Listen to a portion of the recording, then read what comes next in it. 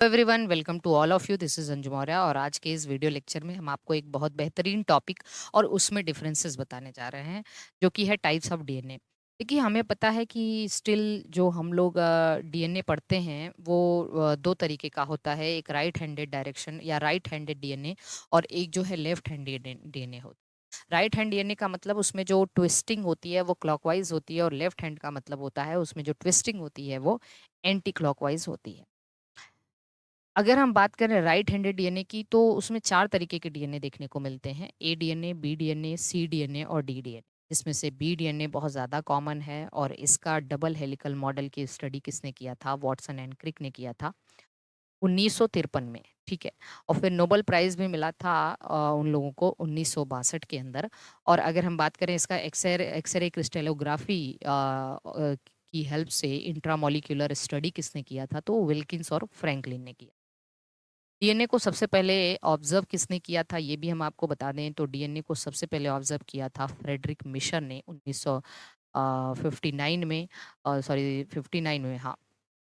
और सॉरी 1869 में फ्रेडरिक निसन ने इसको मिशर ने इसको सबसे पहले ऑब्जर्व किया था।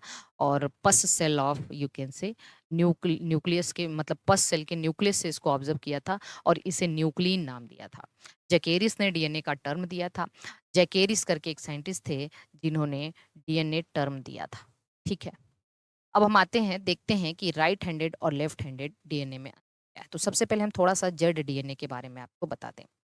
जेड डीएनए के बारे में बताने से पहले हम बी डीएनए के बारे में भी आपसे डिस्कशन कर देना चाहते हैं। तो आइए हम यहाँ पे थोड़ा सा बी डीएनए के बारे में आपको डिस्कशन कर देते हैं। आप लोग बहुत ध्यान से इसको समझ जाइएगा। देखिए, बी डीएनए के बारे में अगर हम बात करें तो डीएनए लॉन्ग पॉलीमर होता है डीऑक्सीराइबोन्यूक्लियोटाइड का। निगेटिवली चार्ज है due to the presence of phosphoric acid. आप सभी को पता है एसिडिक सब्सटेंस है, और इसको सबसे पहले आइडेंटिफाई किया था फ्रेडरिक मिशर ने, और from the nucleus of pus cell and named as nuclein 1869 में। टर्म जैकेरिस ने दिया था, इसका मॉलिक्यूलर स्टडी किया था फ्रैंकलिन एंड विल्किंस ने on the basis of X-ray crystallography. और डबल हेलिकल मॉडल डीएनए का वाटसन एंड क्रिक ने दिया था 1953 में। नोबेल प्राइज वाटसन, क्रिक और विल्किंस को 1962 में दिया गया था। इसकी प्रॉपर्टी ये है कि डीएनए हेलिकली कॉइल्ड मॉलिक्यूल होता है। दोनों स्ट्रैंड एक दूसरे के एंटी पैरेलल, एक 5 से 3 डायरेक्शन में और एक 3 से 5 डायरेक्शन में होता है। तो अब आप देखेंगे कि दोनों दोनों स्ट्रैंड एक दूसरे के कॉम्प्लीमेंट्री और एंटी पैरेलल होते हैं। दोनों एक लैडर के जैसे होते हैं, जैसे सीढ़ी होती है, बिल्कुल वैसे ही एक दूसरे को रिवॉल्व करते हुए जाते हैं। आउटर बैकबोन इसका फॉस्फेट और शुगर का बना होता है। इनर बैकबोन में नाइट्रोजनस बेस होते हैं। डीएनए के एक पिच की लंबाई 34 एंगस्ट्रॉम होती है। पिच का मतलब होता है हेलिक्स या टर्न। एक कंप्लीट टर्न की लंबाई 34 एंगस्ट्रॉम होती है। नैनोमीटर में 3.4 नैनोमीटर।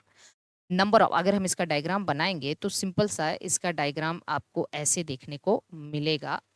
मान लो एक पिच यही है, और एक पिच में हमें 10 बेस पेयर्स देखने को मिलते हैं, और इसकी लंबाई 34 एंगस्ट्रॉम होती है, और साथ साथ इसमें 10 बेस पेयर भी देखने को मिलते हैं। ठीक। तो नंबर ऑफ बेस पेयर कितने हैं? 10 हैं। और distance between two base pair 3.4 angstrom होता है। और डायमीटर ऑफ हेलिक्स 20 एंगस्ट्रॉम हो जाएगा, और ये राइट हैंडेड हेलिक्स होता है। अब हमने आपको यहाँ पे बताया है कि एक जो है पूरा हमने जेड डीएनए के बारे में देखा। Z DNA discovered by rich scientist ने इसको डिस्कवर किया था। ये एंटी क्लॉकवाइज ट्विस्टिंग होता है। यहाँ पे एंटी क्लॉकवाइज, वहां पे क्या था? क्लॉकवाइज था। शुगर और फास्फेट बैकबोन जिग जैग होता है, पूरी तरह से जिग जैग होता है, इसलिए यहाँ मेजर ग्रुप एब्सेंट होता है। देखो, जब हम डीएनए की बात करते हैं, जैसे बी डीएनए बनाए हैं, तो आपको एक माइनर ग्रुप दिखेगा, एक major group, minor group, major group. तो जो मेजर ग्रुप होता है वो जेड डीएनए में एब्सेंट होता है। जेड डीएनए की बात करें तो जेड डीएनए की सबसे खास बात ये होती है कि alternate purine pyrimidine, purine pyrimidine, purine pyrimidine, मतलब न्यूक्लियोटाइड डाइमर के फॉर्म में होते हैं। एक प्यूरिन होगा तो एक पिरिमिडिन डाइमर के फॉर्म में होता है। इसकी पूरी इसके एक हेलिक्स की लंबाई या एक पिच की लंबाई 45 एंगस्ट्रॉम होती है, और एक पिच के अंदर 12 बेस पेयर होते हैं। तो इस तरीके से दो बेस पेयर के बीच की जो डिस्टेंस हो जाती है वो 3.6 समथिंग या 3.7 हो जाता है। सवाल, और अगला सवाल ये है कि इसका जो डायमीटर होता है वो 18 एंगस्ट्रॉम होता है। तो ये हो गया हमारा जेड डीएनए के बारे में। हमने यहाँ पे एक कंपैरेटिव स्टडी करा दिया है ZDNA, ADNA, BDNA, CDNA, DDNA। सबसे ऊपर हमने ZDNA लिखा हुआ है। ZDNA, फिर A, फिर B, फिर C, फिर D। हेलिक्स की length, number of base pair, distance between two base pair और डायमीटर। देखिए ये 45 एंगस्ट्रॉम इसकी हेलिक्स लेंथ होती है। 28, 34, 31, 24। इसमें 12, 11, 10, 9, 8 ऐसे याद रखना है। Z को सबसे ऊपर रख लेना क्योंकि ये लेफ्ट है, बाकी सब के सब राइट है। तो 12, 11, 10, 9, 8।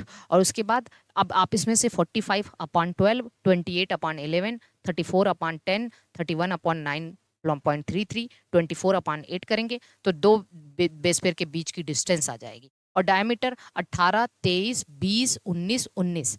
सबसे ज्यादा डायमीटर ADNA का देखने को मिलता है। तो आई होप कि आपको ये कम टाइम में इतना ज़्यादा चीज़ें और प्रोडक्टिव वीडियो होता है। पूरी कोशिश की जाती है कि आपको बहुत ही ज़्यादा कंटेंट मिल जाए कम टाइम में। तो आप इसे ज़रूर नोट कर लीजिएगा। बाकी हमारे किसी भी तरीके के कोर्स से जुड़ने के लिए, बायोलॉजी के लिए LTTST PhD ऐसे ही असिस्टेंट प्रोफेसर कहीं भी किसी स्टेट का हो, इसके अलावा DSSB, EMRS, NVS, KVS, किसी भी स्टेट का, RPSC के हों, झारखंड के मतलब RPSC का एग्जाम देना हो, झारखंड के हों, बिहार के हों, MP के हों, UP के हों, कर्नाटका के हों, तमिलनाडु के हों, कहीं के भी हों, तो आप हमारे कोर्स को ज्वाइन कर सकते हैं और हमारे टेस्ट सीरीज को ज्वाइन कर सकते हैं। दिए गए हेल्पलाइन नंबर पर कॉल करके आप जानकारी ले सकते हैं। Okay, bye bye, all the best. मिलते हैं अगली वीडियो में। तब तक के लिए सभी को बेस्ट ऑफ